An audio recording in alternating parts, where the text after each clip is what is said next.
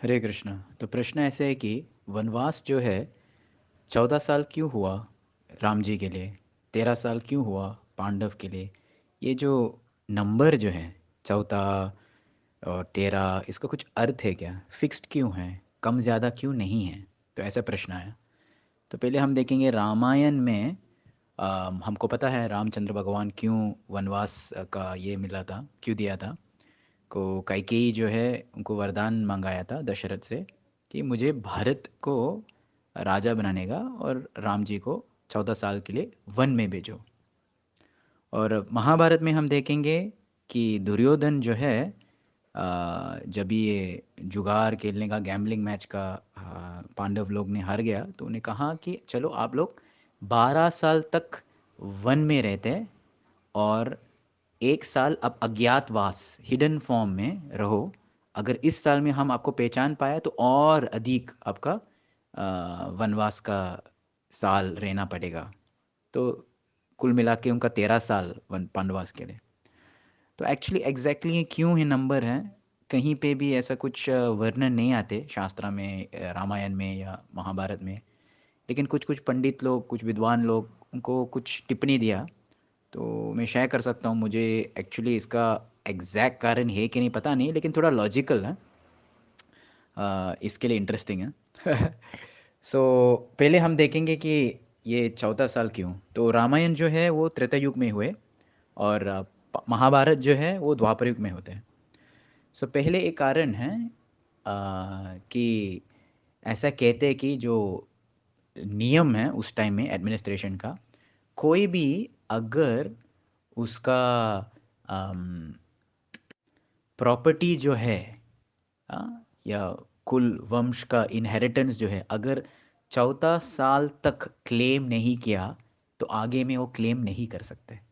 तो इसलिए त्रेता युग में कैकेयी समझ गया ये, और उन्होंने कहा कि राम जो है आप वन में जाइए। तो 14 साल तक अगर आप बाहर रहेंगे तो आप वापस भी आप आएंगे अपना अयोध्या, लेकिन आप क्लेम नहीं कर पाया। और फिर ऐसा कहते द्वापर युग में ये युग थोड़ा क्षीण हो जाता है, तो उनका रूल्स है द्वापर युग में कम से कम 13 साल, 1 साल कम हो गया। और ये लोग एक्सप्लेन करेंगे कि लॉजिकली आजकल भी कलयुग में खास करके इंडियन का लॉ है जो पोजेशन लॉ है। पोजेशन लॉ कहते हैं कोई भी आपका इनहेरिटेंस या प्रॉपर्टी या एंसेस्ट्रल प्रॉपर्टी अगर 12 साल तक आप क्लेम नहीं किया तो आप आगे में क्लेम नहीं कर सकते। सो ऐसा लॉजिकली वो त्रेता युग 14 साल, और द्वापर युग 13 साल, और कलयुग में देखो 12 साल। देखो ये लॉजिक है। तो इसीलिए इतना साल दिया कि आप बाहर जाओ। सो मुझे पता नहीं एक्चुअली ये ट्रू है कि नहीं, क्योंकि अलग अलग कंट्री का अलग अलग रूल्स हैं। लेकिन फिर भी लॉजिकल लगता है, चलो मान ले, क्योंकि हम उस टाइम का रूल्स हमको पता नहीं। ठीक है, ये इंटरेस्टिंग है। एक और कारण है, किसी और ने लिखा, तो उन्हें कहते हैं, ये एक टिप्पणी है।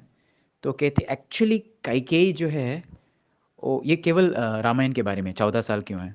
वो कहते कि एक्चुअली कैकेयी जो है वो राम को बहुत प्रेम करते हैं। ओके, ये कैकेयी का सपोर्ट में ये टिप्पणी। तो एक बार अयोध्या में एक ऋषि आए थे, और ऋषि कहते कि रामचंद्र भगवान को कि आप राम राज्य को स्थापित करना, लेकिन राम राज्य को स्थापित करने से पहले आपको कुछ तपस्या करना चाहिए। हाँ, जैसे हम देखें, कोई भी अगर कुछ भी प्राप्त करना, हासिल करना, तो थोड़ा तपस्या करके ही, है ना।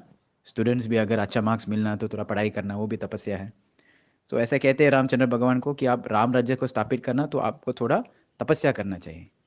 तो उन्हें कहते कि आप 4 साल तक जंगल में रहो, और 4 साल जो है आप अनेक अनेक प्राणियों के साथ रहो, और 6 साल सन्यासी का रूप जैसा रहो। ओके, सो 4 4 6, टोटल 14। तो ये बात जो है कैकेयी को पता चला। तो एक्चुअली वो ऐसे उनका टिप्पणी है, ये एक्चुअल रामायण में नहीं लिखा। तो कहते कि एक्चुअली कैकेयी को राम को असिस्ट करना, राम को सपोर्ट करना, क्योंकि किसी को भी पता नहीं है इसके बारे में, केवल कैकेयी और भगवान रामचंद्र। तो उन्होंने ऐसा कहते हैं कि चलो आप 14 साल में जाओ ताकि आप वापस आएंगे राम राज्य एस्टेब्लिश कर सकते। ये दूसरा कारण मैं सोच सकता हूँ। तो कोई बात नहीं, हमको एक्चुअली कौन सा सही है गलत है, ये एक छोटे से डिटेल है, बट प्रश्न काफ़ी इंटरेस्टिंग है। तो इसलिए अगर कोई पूछेंगे तो हम इस तरह से आंसर दे सकते हैं। एक्चुअली रामायण में इसके ऊपर फोकस नहीं है कि क्यों 14 क्यों 13, बट वो पॉइंट ऑफ मैटर है कि धर्म के बारे में, प्रिंसिपल के बारे में और भगवान का लीला के बारे में। हरे कृष्ण।